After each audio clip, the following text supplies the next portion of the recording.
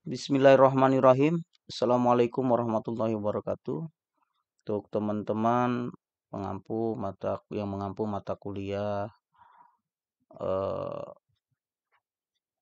matematika terapan lanjut, kita bisa lanjut ke topik turunan fungsi multivariabel dan aplikasinya dalam ekonomi bisnis. Oke, sebelumnya di matematika ekonomi terapan, teman-teman tentunya sudah mengenal dan memahami serta mengetahui bagaimana cara menyelesaikan soal-soal yang melibatkan turunan fungsi ya. Ya, biasanya di awal itu turunan fungsi pada satu variabel. Tapi kali ini kita akan membahas turunan fungsi multivariabel. Di mana nanti fungsi-fungsi tersebut sebetulnya di bab sebelumnya itu teman-teman sudah mengenal ada variabel bebas dan variabel terikat, dan variabel bebasnya itu bisa satu atau mungkin dua, bisa yang dinyatakan secara eksplisit langsung terlihat seperti ini, y sama dengan fx ya, y sama dengan fx itu secara eksplisit terlihat, dan bisa juga secara implisit fx, y sama dengan 0 dinyatakan dalam bentuk seperti ini. Nah, ternyata pada beberapa kasus dan bahkan banyak kasus itu kita dalam bidang ekonomi dan bisnis banyak melibatkan fungsi-fungsi dengan dua atau lebih variabel bebas gitu. Nah, bagaimana untuk menyelesaikan permasalahan-permasalahan untuk fungsi dengan dua atau lebih variabel bebas yang melibatkan turunannya? Nah, itu kita akan kaji dalam topik ini yang disebut dengan turunan parsial, diferensial total, diferensial parsial, total derivatif, diferensial fungsi implisit, dan penerapannya dalam ekonomi dan bisnis. Kita langsung masuk ke yang pertama, yakni turunan parsial. Pada prinsipnya ya, untuk mendapatkan turunan parsial sama dengan turunan biasa. Kalau turunan biasa berhubungan dengan satu fungsi dengan satu variabel bebas, nah turunan parsial kita menurunkan satu fungsi yang memiliki lebih dari satu variabel bebas. Gimana cara menurunkannya? Sebenarnya bisa kita pandang bahwa ketika dia diturunkan terhadap X, variabel bebas yang lainnya itu kita anggap sebagai satu konstanta. Gitu, artinya turunannya 0 nanti. Gitu. Dan kita bisa memfokuskan pada variabel yang kita turunkan terhadap variabel yang menjadi tujuan kita dulu. Gitu. Tapi ada beberapa notasi yang harus teman-teman lihat, bahwa penggunaan turunan parsial kita menggunakan notasi do ya.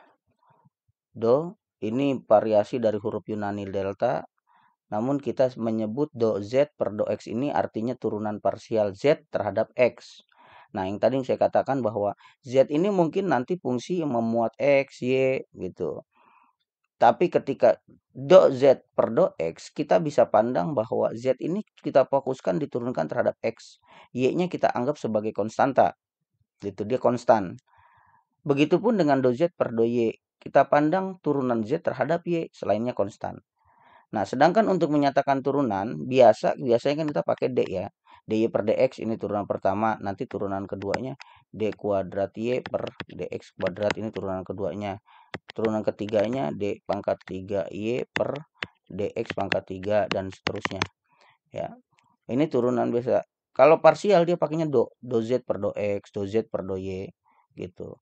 Karena dia z ini memuat lebih dari satu variabel bebas, bisa jadi nanti kita kombinasikan setelah diturunkan terhadap x, diturunkan terhadap y.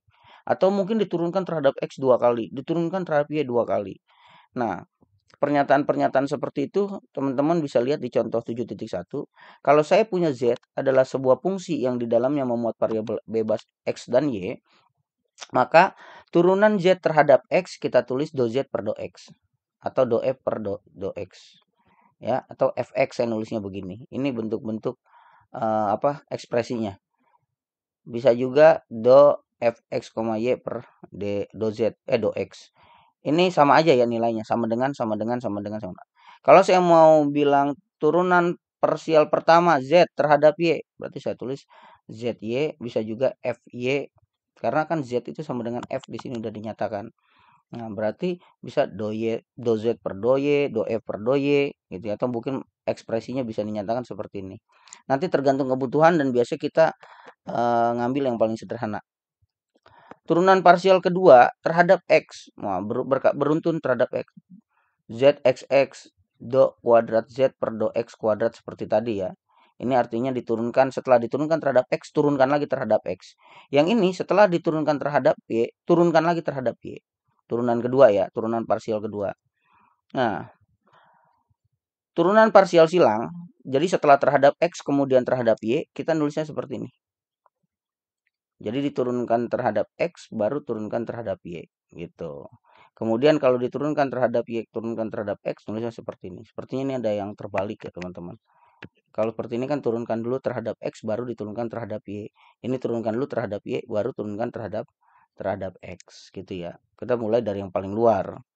Gitu. Jadi sebetulnya ketika kita mulai terhadap X dan terhadap Y, mula-mula terhadap X, kemudian terhadap Y, kita nulisnya seperti ini.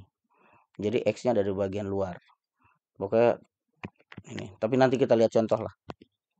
Oke. Kita langsung masuk contoh 7.2 ya. Tentukan turunan parsial pertama dari Z sama dengan Fx1, X2. Ingat X1 dan X2 ini sebagai X, ini sebagai Y. Jadi sama aja dengan Fx, Y. Jadi dia punya variabel bebas X dan Y. Dia minta turunan parsial pertama. Nanti ada soal yang kedua ini. Secara jelas langsung ditulis X, Y. Turunan parsial yang pertama kan bisa terhadap X, bisa terhadap Y kan. Kita coba dulu turunan terhadap X1 atau terhadap X ya. Turunan terhadap X dulu kita lihat. Berarti yang X2 ini kita anggap konstanta. Ingat bahwa turunan konstanta 0. Maka harapan saya teman-teman udah melihat video sebelumnya tentang turunan fungsi. Jadi ini tuh turunan, karena ini kita anggap konstanta, kita cuma fokus ke X1, kita lihat yang ada X1-nya, ini nggak ada X1-nya, anggap aja bilangan yang kalau diturunin hasilnya 0. Anggap aja konstanta yang turun hasilnya 0. Kita fokus 3X1, X1 kan kalau diturunin jadinya 1 kan, 1 kali 3 ya berarti 3. Ketika ditanya turunan Z, do Z terhadap X2, maka teman-teman fokus yang ada X2-nya, yang X1 bisa diabaikan. Anggap sebagai bilangan yang turunannya nanti 0. 2X2 diturunin berarti X2 diturunin 1 kali 2 ya 2. Teman-teman dapat itu. Nah, di sini bagaimana Pak kalau seperti ini? Contoh yang B, kita lihat. Di sini Z sama dengan 2X pangkat 3 ditambah XY ditambah Y kuadrat. Awal. Ini ada XY loh. Ya, enggak seperti tadi X1 dan X2 saling lepas. Tidak terhubung. Di sini ada pengikatnya, ada X kali Y. Lihat di sini. ZX artinya do Z terhadap X. Kita pandang yang ada X-nya. Yang nggak ada X-nya, kita nyatakan 0 nanti. Turunannya pasti jadi 0. Gitu ya. Kira-kira gampangnya lah. Kita anggap dia sebagai konstanta. 2X pangkat 3 diturunin jadinya berapa? 3 kali 2, 6. X-nya pangkat 2 seharusnya ya. 6X pangkat 2. 6X pangkat 2. Ini kurang pangkat 2. X, Y, kita pandang X-nya, X diturunin jadi 1 kali Y, Y. Gitu. Sekarang yang kedua, kita lihat. Turunkan Z terhadap Y. Kita pandang yang ada Y-nya. Yang tidak ada Y-nya kita anggap dia konstanta dan jadi 0. Kita pandang yang ada Y-nya ya. Turunan Y kan 1 kali X, maka hasilnya X. Y kuadrat diturunin 2-nya dikali ke depan, 2Y. Pangkat diambil 1, dapat 2Y. Ini udah benar. Tapi yang ZX tadi ini 6X kuadrat ya. Harusnya ada kuadratnya. Oke. Udah nyambung? Kita lanjut. Tentukanlah turunan parsial dari Z sama dengan 2X tambah Y pangkat 4. Oke. Teman-teman untuk kasus ini perhatiin, hati-hati. Ini kita bisa gunakan aturan rantai ya. Aturan rantai dalam turunan. Teman-teman bisa lihat lagi di bab tentang matematika terapan awal. Oke. 2X tambah Y dipangkatkan 4. Ketika dia minta diturunkan terhadap X, kita kalau pakai aturan rantai, 4-nya ke depan, 4 dikurangi 1, 3. Lihat di dalamnya, ini jadi U kan biasanya. 2x tambah Y, kita lihat yang ada X-nya. Turunan dari 2x kan 2. 4 kali 2, 8. Ininya yang di dalam kurung nggak berubah, pangkatnya jadi 3. Saya ulang, 4-nya ke depan, ya dikalikan, 4 dikurangi 1, 3. Kita pandang di sini karena diturunkan terhadap X yang di dalam kurung, fokus kepada yang ada X-nya. Turunan dari 2X adalah 2, 2 dikali 4 jadinya 8, pangkat tetap nggak berubah. Dalam kurung juga nggak berubah. Untuk ZY sama dengan, lihat sekarang diturunkan terhadap Y, sama, 4-nya ke depan, pangkat dikurangi, 2X Y fokus terhadap Y-nya, turunan Y kan 1. 1 dikali 4, 4, berarti hasilnya ini. Gitu ya. Jadi kita lihat untuk aturan rantai setelah pangkat kita selesaikan, lihat yang di dalam kurung, pandang terhadap apa, X atau Z, kembali ke contoh yang awal tadi. Nah, untuk selanjutnya yang B, mudah-mudahan teman-teman masih ingat kalau ada turunan bentuk U per V diturunkan, ya, misalnya ini adalah F sama dengan, maka turunannya itu apa? Penyebut kali turunan pembilang, ya, atau U aksen V. Awas ini jangan terbalik. Dikurangi pembilang kali turunan penyebut dibagi penyebut dikuadratkan. Kalau ada bentuk pembagian seperti ini, pembagian fungsi, kita langsung lihat V kali U aksen dikurangi U kali V aksen per V kuadrat. Oke. Ini sebagai U, ini sebagai V. X tambah Y sebagai V, di sini V tulis ulang. Ini udah ditulis ulang ya, X plus Y. Kemudian U-nya harus diturunkan. Diturunkannya terhadap apa? Terhadap X, berarti fokus yang ada X-nya aja. Turunan dari 2X itu adalah 2. Jadi ini udah U aksen, yang ini adalah V. Lengkap ya yang pertama. Dikurangi, formula dikurangi. Kemudian di sini U dikali V aksen. U-nya kita lihat, U ditulis ulang ya. U-nya ditulis ulang, 2X min Y kuadrat. V aksen, turunan dari V, tapi fokus pada yang X, turunan dari X kan 1. Di sini ada 1. 1 dikali berapapun ini diselesaikan, 2X diambil 2X, itu 0 ya. 2Y, kemudian diambil F ditambah Y kuadrat, dapatlah ini hasilnya. Penyebutnya dikuadratin, jangan lupa. Oke. Mudah-mudahan teman-teman bisa memahami, nanti diulang aja pelan-pelan. Ini adalah template dasar untuk kasus pembagian. Selanjutnya diturunkan terhadap Y ya. Untuk yang diturunkan terhadap Y, teman-teman bisa pandang seperti ini. Min 2Y X plus Y diambil 1, 2X min Y kuadrat per X tambah Y kuadrat. Ini hasilnya. Sama seperti ini. Cuma kita beda sudut pandang, itu kita fokus ke Y. Contoh, U aksen, tadi U aksennya apa nih? Enggak, V dulu ya, V ditulis ulang, X tambah Y, udah ada X tambah Y. U aksennya U diturunin tapi fokus ke yang Y, kan diturunkannya terhadap Y. Min Y kuadrat berarti min 2Y ya.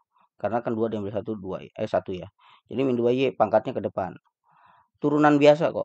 Nah, U-nya tetap nggak berubah. U itu yang atas tetap nggak berubah. Fokus terhadap V aksen sekarang tapi terhadap Y. V-nya itu kan X tambah Y. V aksennya itu terhadap Y, berarti Y turunannya adalah 1.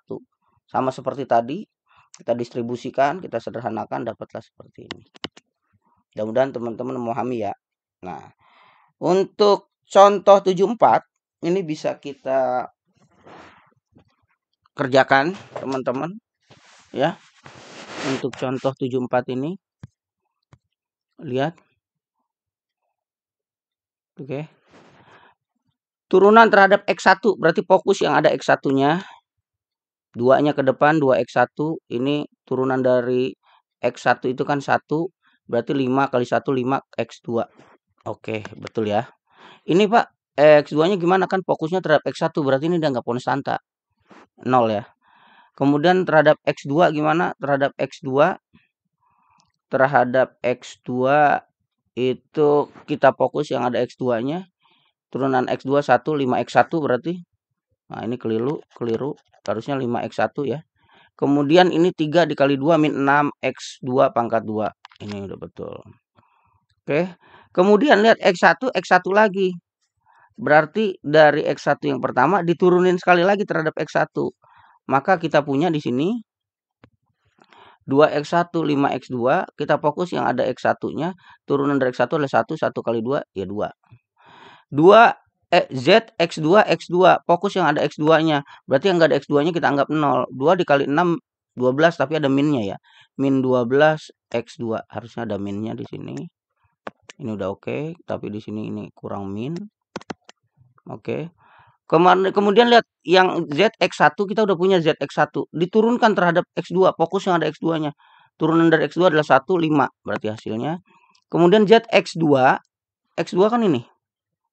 Diturunkan terhadap X1. Nah, tuh, berarti ini 0, turunkan terhadap X1 kan turun 1, 1 kali 5 ya 5. Tuh, ini baru bener, maka ini harus 5. Kalau ini 2 keliru. Oke.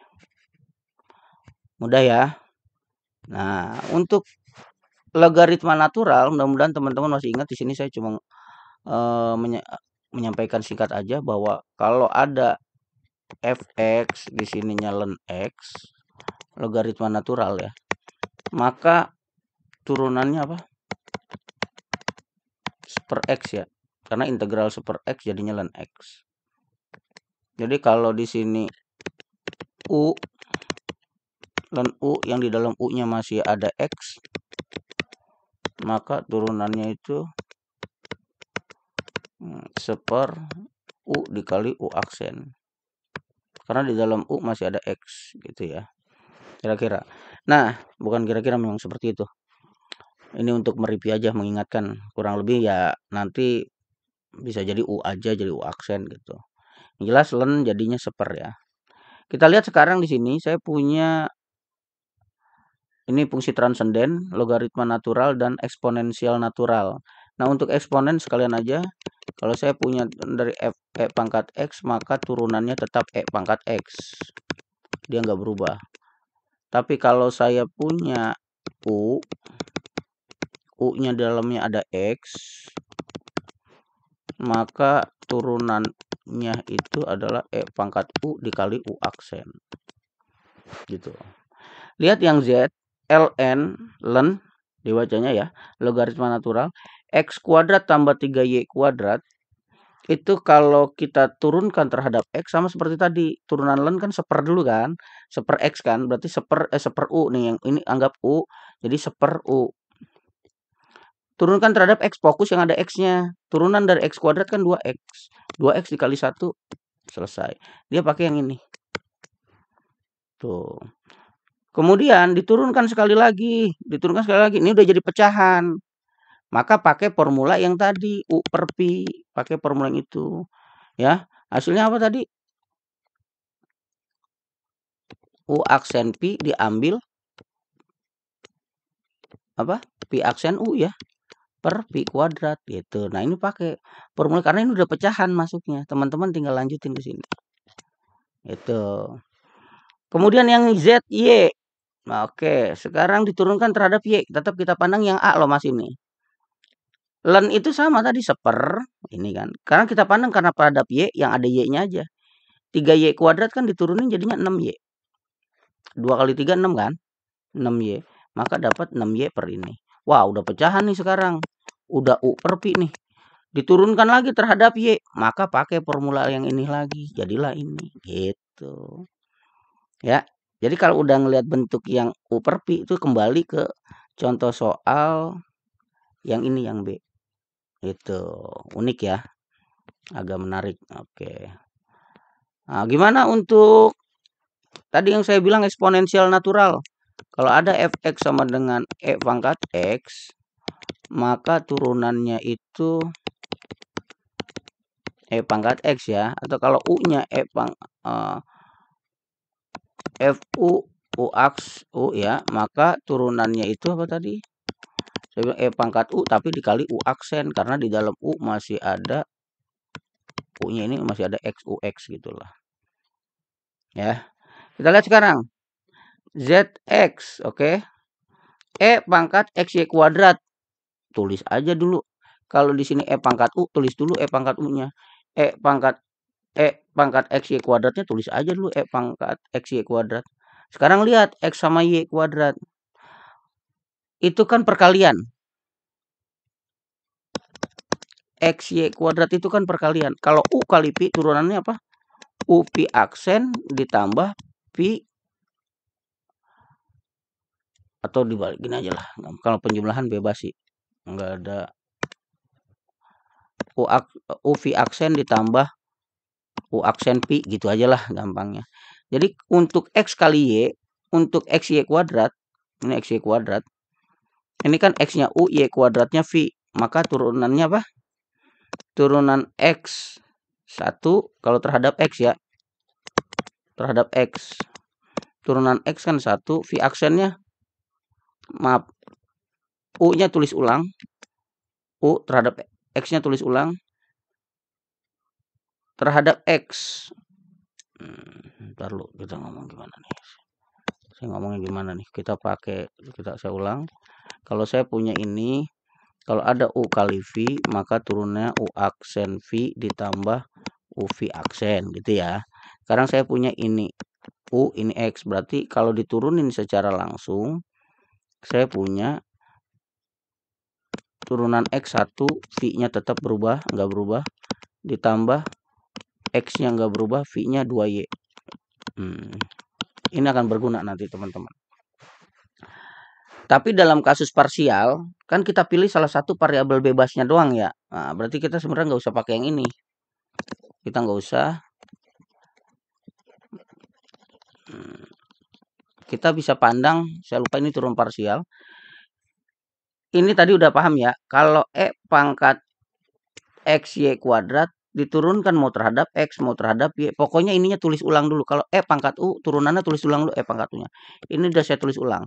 Sekarang pandang X, berarti kalau saya pandang X sebagai variabel, ini kan konstanta, bilangan. Anggap aja 2X, turunan dari 2X kan 2 ya. Ya udah anggap aja sisanya Y kuadrat itu. Ini tuh dianggap konstanta.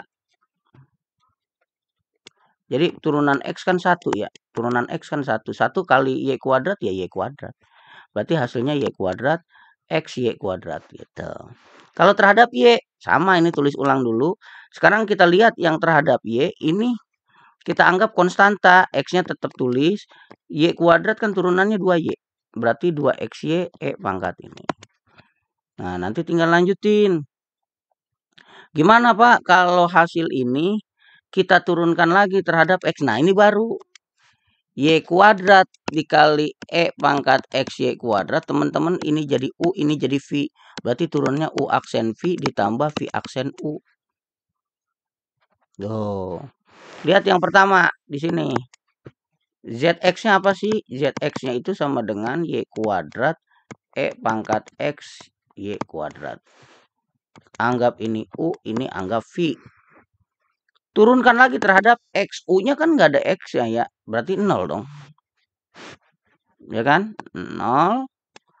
Kemudian V-nya tulis ulang. V udah saya tulis ulang. Ditambah. Karena dia minta ditambah. Ya kan? V aksen. Nah, turunan dari ini. Turunan dari V aksen apa sih? Turunan dari V aksen. Enak sih teman-teman kerjain dulu ya. U-nya kan udah ada. U-nya Y kuadrat. Maka U aksennya sama dengan 2Y. Harusnya gitu kan. Cuma kan lihat nanti turunannya terhadap apa. Gitu. V aksen terhadap apa dulu ini? Gitu kan. Ini kalau terhadap Y ya. Kalau terhadap Y kan. Kalau terhadap X, UX-nya itu ya 0. U-nya ini. Jadi kalau terhadap X, ini terhadap Y, ini 0 gitu. Ya, saya coba bikin secara lebih rapi ya. Saya coba bikin secara lebih rapi. Saya ulang dari awal. Teman-teman mudah-mudahan untuk yang turunan terhadap Z, turunan terhadap Y ngerti ya. Nah, tinggal saya mau coba yang X apa? Yang Z terhadap X kemudian turun lagi terhadap X. Oke, coba akan tulis lebih rapi untuk bagian ini.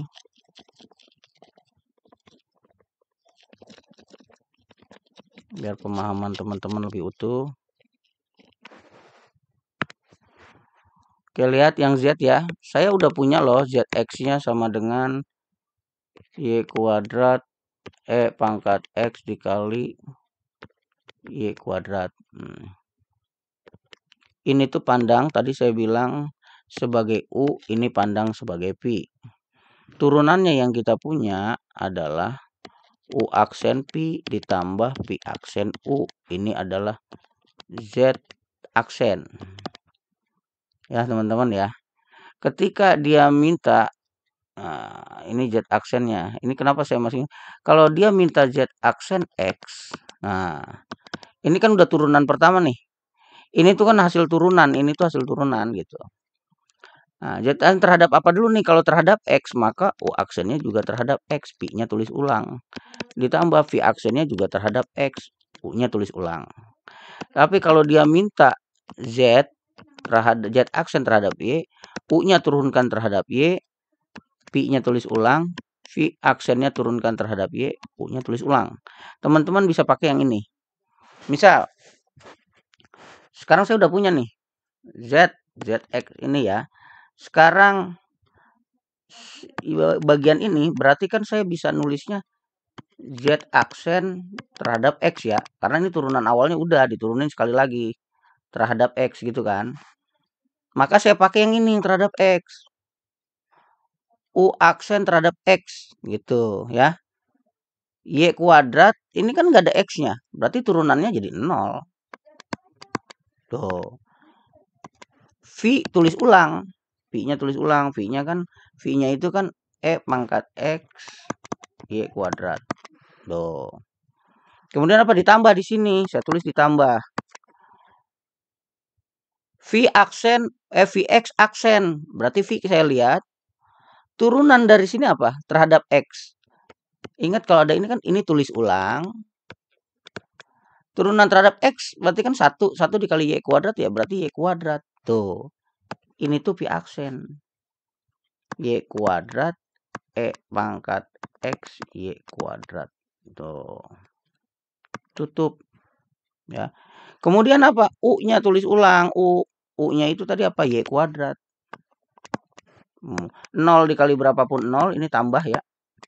Sisa berarti Y kuadrat dikali Y kuadrat Y pangkat 4 E pangkat X Y kuadrat. Tuh hasilnya. Nanti yang Z bisa teman-teman lakukan dengan cara yang serupa ya. ZYY, ZXY gitu. Itu caranya seperti itu. Tinggal nanti ini terhadap Y. Ini tadi yang ZX fokus ke ZX tapi sekarang turunkannya ke Y gitu. Satu-satu. Oke. Lanjut ke contoh 76, teman-teman. Tentukanlah nilai ZX, ZXX, dan ZXY pada. Nah, ini udah ada nilai awalnya nih. Kalau X-nya 1, Y-nya 2. Fungsinya ini. Yuk, turunin dulu Z-nya terhadap X. Oh, berarti lihat yang ada X-nya. Yang gak ada X-nya jadi 0. Ini ada X-nya, X kuadrat turunannya 2X. Ini ada X-nya turunannya 1. 1 dikali Y kuadrat ya Y kuadrat. Tadi dia bilang X-nya 1, Y-nya 2. Masukin X1, Y-nya 2. Ini pada kasus X1, Y2. Dapat 6. Turunkan lagi ZXX, ZXX, kita lihat ZXX, kita lihat lagi ini. Diturunkan lagi terhadap X. Berarti kita pandang ada X-nya doang, turunannya adalah 2. 2 mau nilainya berapapun konstanta nggak ada variabelnya ya hasilnya 2. ZXY, kita udah punya ZX, kita turunkan terhadap Y. Sekarang fokus yang ada Y-nya, nggak ada Y-nya berarti jadi 0. Y kuadrat diturunin jadi 2Y. Y-nya nilainya 2. 2 kali 2 4. X-nya ya nggak bisa kita substitusi karena tidak ada variabel X di sini ya. Seperti itu kira-kira kalau ada nilai awalnya. Nah, ini juga sama. Ini tentukan Fx dan Fy. Ini artinya untuk X-nya 1, untuk Y-nya sama dengan min 1 ya. Sama seperti tadi, turunkan X, fokus sama yang ada X-nya, yang nggak ada X-nya biarin, abaikan. Jadinya 2 kali 3, 6X, 4 dikali 1 dikali Y, min 4Y, masukin 1 dan min 1, dapat ini. Turunan terhadap Y-nya, min 4X ditambah 10Y, ya, didapatnya ya fokus yang ada Y-nya, min 4Y, min 4X, kan Y-nya jadi 1 ya. Kemudian ini 10Y, substitusi, selesai. Oke. Selanjutnya diferensial total, diferensial parsial, dan total derivatif. Kalau tadi kan kita ninjau sebelah-sebelah ya teman-teman ya. Jadi kita lihat kalau U sama dengan Fx, Y. Nah, maka kita punya diferensial totalnya itu adalah setelah kita turunkan tadi terhadap X aja dan kita turunkan terhadap Y aja, kalau diferensial total tinggal kita jumlahin. Itu X dan Y-nya. Ya. Itu disebut diferensial total. Bentuk umumnya seperti ini. Kalau variabelnya nanti sampai N mau berapa banyak pun, teman-teman turunin dulu terhadap X, turunin dulu terhadap Y, turunin dulu terhadap Z. Semua udah selesai diturunin sampai terhadap N. Hasil-hasil turunannya itu kita jumlahkan. Itu yang disebut diferensial total. Nah, kalau tadi yang kita sebut turunin sebagian, itu diferensial parsial. Terhadap X aja, terhadap Y aja. Nanti kalau dia nanya diferensial total, nah turunan terhadap X, turunan terhadap Y tinggal kita jumlahin. Ya. Begitupun dengan total derivatif.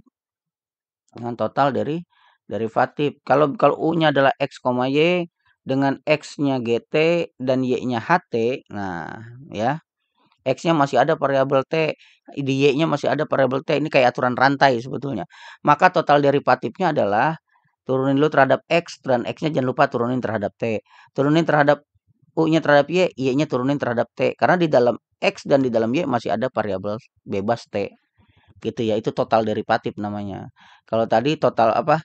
Diferensial total, istilahnya diferensial total. Kalau yang seperti ini pakai aturan rantai namanya total derivatif. Oke. Kita lihat contoh ya. Contoh 78. Carilah diferensial total dari Z sama dengan X pangkat 3 ditambah 4XY ditambah Y kuadrat. U-nya 5X kuadrat ditambah 2Y pangkat 3 ditambah 3XY. Ki, AL, pangkat alfa, K dikali pangkat lambda, pangkat beta ya. Penyelesaiannya, turunkan dulu. Ini yang ditanya diferensial total, turunin aja satu-satu terhadap X, terhadap Y. Udah dapat terhadap X, udah dapat terhadap Y, maka kita jumlah.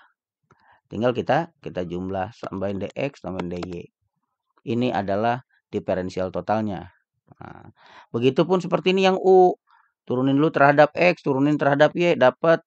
Udah dapat kita jumlahin. Jangan lupa yang diturunkan terhadap X, DX, terhadap Y, ya DY. Nah, gimana Pak untuk seperti ini? Ini variabel bebasnya nggak diketahui nih. Yang awal itu L-nya apa, X-nya, atau alfanya atau betanya itu kita nggak tahu. Kalau ini kan udah jelas ya, X sama Y. Kalau ini mungkin ada 3, ada A, ada L, ada K. Nah, ini yang ini agak nggak jelas nih contohnya. Ya, dia bilang L, K. Ya udah kalau terhadap L, ini kan nggak jelas nih terhadap L sama K-nya. A-nya variabel atau bukan itu nggak ada penjelasan tambahan ya. Ini kurang bagus. Tapi contoh yang kurang bagus lah. Tapi di sini bisa kita lakukan kalau di sini udah kelihatan ki L. L-nya kita anggap variabel, berarti ini dianggap konstanta yang lain. A-nya tetap ada, alfanya ke depan, alfa dikurangi 1. Kan rumus turunan gitu. Betanya tetap nggak berubah. Kalau terhadap K, ya berarti tinggal betanya ke depan, beta dikurangi 1. Selanjutnya ya udah tinggal di jumlah DL, DK. Sama seperti yang contoh A dan B. Nah, sekarang baru nih hati-hati. Tadi mah diferensial total. Ini turunan totalnya itu similar aja ya. Diferensial total atau total derivatif deh istilahnya. Karena di dalam X nanti ada T lagi. Di dalam Y ada T. Nah, itu total derivatif ya. Gitu. Kita lihat. Z turunkan dulu. Z-nya saya punya X kuadrat tambah 3Y kuadrat. Ya. Nanti teman-teman udah siapin aja di sini. Turunan X terhadap T berarti kan 4T. Ya kan 2 dikali 2 4T. Kemudian turunan Y terhadap T berarti kan 2T. 1 kan jadi 0 ya. Kita punya ini nih udah. Maka gimana turunannya? Z sama dengan X kuadrat tambah 3Y kuadrat. Maka ZX-nya dulu cari. ZX-nya turunan dari X kan 2X. Gitu kan? DX per DT-nya kan udah ada tuh. Kenapa saya cari ini? 4T. Ditambah ZY turunan Z terhadap Y kan 2 kali 3 6Y. DY per DT. DY per DT berarti 2T. Maka yang ini hasilnya 8XT ditambah 12YT. Tuh ya. 2XT 4. Nah, gitu kan. Nah, itu 8XT ditambah 12YT. Tuh, ada kan? Betul ya. Nah, terus untuk ZY-nya. Nah. Ini udah total ya. 8XT ZX-nya kan saya punya setar lo. Ini kan tadi turunannya 4T, turunan ZX adalah 2X, turunan ZY 6Y, DX DT-nya 4T, udah ada ini ternyata. DY per DT-nya 2T. Masukin substitusi ke sini kan. ZX DX per DT tambah ZY DY per DT. 2X tambah 4T, 8XT, 6Y ini 12 YT sama dengan, oh substitusi lagi ya teman-teman ya. X-nya itu kan udah ada 2T kuadrat. Maka X-nya itu 2T kuadrat, jadi dalam variabel T semua nanti. 12, Y-nya itu apa? T kuadrat plus 1. Dikali T. Maka yang ini saya dapat 2 kali 8, 16. T kuadrat kali T, T pangkat 3. Ditambah 12 T kuadrat dikali T, T pangkat 3. Ditambah 12 kali 1, 12 kali T, 12T. Kita dapat 16 ditambah 12 adalah 28. T pangkat 3 ditambah 12T. Oke, finish. Nah, seperti itu teman-teman. Nanti teman-teman tinggal coba dengan seperti contoh pada 79 untuk 710, 711. Ya. Nah, oke. Saya pikir cukup. Untuk selanjutnya saya akan lanjutkan ke diferensiasi fungsi implisit. Saya pikir cukup ya untuk diferensial total dan total derivatifnya. Demikian untuk kali ini. Mudah-mudahan bisa dipahami. Kurang lebih mohon maaf. Assalamualaikum warahmatullahi wabarakatuh.